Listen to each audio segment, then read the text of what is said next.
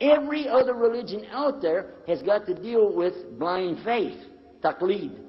They got to blindly follow because they don't have any proof. If they have a proof, we already have it in Islam anyway. But for the sake of argument, for those who are not Muslim, and I want to be fair to our guests that are here tonight, I'm going to suppose that we don't know what's the truth. We're going to search from zero. First and foremost, before you get into any discussion or argument or debate with anybody, help them to get on the right track. Many times I talk to Christians, even preachers, that I know them personally, and when we get off the record, Sheikh, or they call them preacher, off the record, what do you personally believe? You'd be surprised how many times they do not really believe what their own church is teaching. It's not a joke. I have asked many of them, for instance, Southern Baptist, so-and-so, I won't mention his name, what do you believe? He said, oh, the church believes this, we believe that, we believe this, the church believes this. I said, what's the distinction? Why are you saying the church? He said, I don't believe that part. I said, how can you preach it? He said, it doesn't matter. For us as Muslims, it matters a lot what we believe. That's what it's all about. Because what we have as a belief has to be substantiated with a proof. Otherwise, we don't move. Consider what Sheikh was saying earlier, and I want you to think about this real deep. When we talk about belief, does the devil, Iblis, does he know that there is a God, yes or no? If the criterion to go to paradise is just to say there's a God, he's already got it. He knows there's God, yes or no? I'm talking about the devil mentioned in the Old Testament, New Testament. I don't know how many other religions accept that there's a devil, but if you got a devil, doesn't he know there's a God? So your knowledge of God cannot be salvation unless it's something you can use and work with. Does he know, Iblis, does he know Allah's name is Allah? Yeah. Does he know that Allah is one with no partners? Duh. He made dua to Allah himself and asked him. Instead of asking anything else, he asked Allah, let me take Adam and his children to hell with me. That's his dua. And who did he ask? He didn't go to a rock. He didn't go to a stick or a stone or a bone. I have to work that into some kind of poetry. Stick, stone, bone, something, yeah? Anyway, I'm saying the devil knows there's a God, and it is not going to help him on the day of judgment. True or false? Oops. This is a wake-up call for the Muslims. Because if you thought, hey, my knowledge, I know there's God, I said la ilaha illallah, that's good enough, I'm good to go. Sheikh Jafar lectured many times on the subject of the Shahada itself.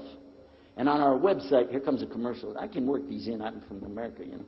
But on our website, islamtomorrow.com, islamtomorrow.com, you'll find the article on there, the 9 points of Shahada. And you'll be surprised. Because if you don't have all 9 of these, maybe you don't have Islam yet. Go check it out. Now the commercial's over, I'll go back to the topic. We're talking about the science and the proof in Islam. Science and proof in Islam. Where does the proof begin? And don't go to the Quran first and tell them, see what the Quran says? Because if I really want to do that, I need to go to the Arabiya. Because Quran is not in any other language except Arabic. Is that true or false? So if I want to see what the Quran says, I got to go to Arabic. Now, can you imagine me walking up to somebody here in India and start talking to him in Arabic? Or if I go to somebody in Texas, where I'm from, and start talking to them in Arabic, what are they going to do? They'll go, shut up, fool. They don't know what you're saying. Start at the real beginning. The real beginning is to ask them, do you see a creation around you? Yes or no? And if he goes, no, then you're wasting your time talking about scriptures, aren't you? Because he don't believe. The Sheikh was talking about, he mentioned the word kafir. Do you know what he meant by what he said? He knows it so well, he said they're not doing kufr. Or they are doing kufr. But they can't do kufr if they don't know what it is. Do you know what he meant? How many of you know what kufr really means? It doesn't mean disbelief. The word in English, cover, comes from the Arabic word kafara. Kafara. And they mispronounce the F and make it the V. Just like in the word of, O-V-O-H. O-F. I'll get it right in a minute. O-F, we pronounce it of with a V, right? With a V. Of. We don't say of. We say of. You follow? And so they're saying cover. Kafir. Because in Arabic, to commit the act, it's an action, it's something you do, it's a verb. You're digging the ground, planting seeds and covering them up. That's what they call a farmer. In old Arabic classical language, a farmer is called a kafir because he covers. And in the Quran, Allah makes kafara for you. He covers up your sins because you have repented for them. And the kafara of Allah is the same thing. Allah is doing kufr. But it doesn't mean Allah disbelieves, does it? Duh. It means the word is used here to mean to cover up something. Is it right, Sheikh? Did I get it good? How am I doing? I already know he'll hit me if I get it wrong. He just did a while ago, so be careful. So think about this for a minute.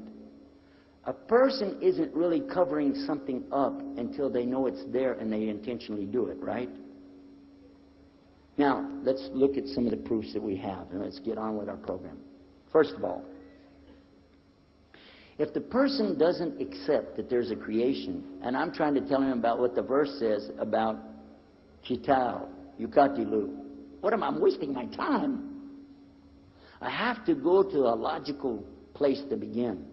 Look to the universe, and let's start with that. Look to the universe. The universe is a series of spheres which are going around in orbits, right? Around other spheres. Is that true or false?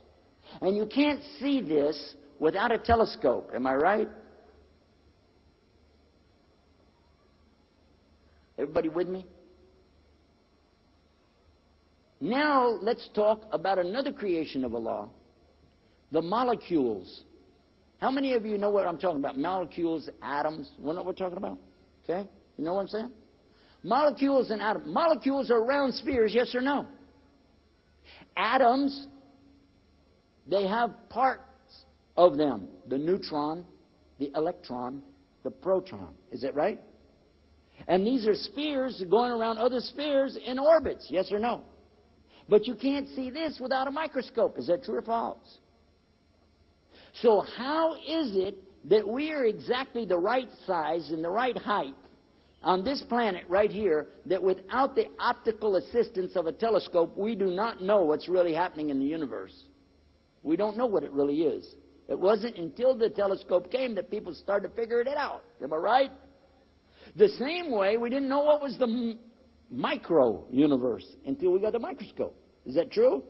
Who put us at exactly the right size that you can't see either one without this help? Now, if you said, well, I don't get it. Hold on. Carry it one step further and think about this. When you look to the universe, do you see order or do you see chaos? We just described the universe, the micro and the macro. The universe in all situations, the big and the small of it, is orbits of spheres going around other spheres and turning while they do it. Is that true or false? Is that chaos or organization? Take this water glass right here. See the water glass? Walk outside to the cement and drop it on the ground. What will happen? Is there anybody here that doesn't know what's going to happen if I drop that on the ground? It will shatter and splinter into how many pieces? How many pieces? You don't know and I don't know. Because you won't know till you drop it, am I right? Will it ever fall down in such a way that when it breaks, it'll separate into 10 little small glasses and you can serve chai or kahwa out of it? Huh? Will it ever split exactly in half?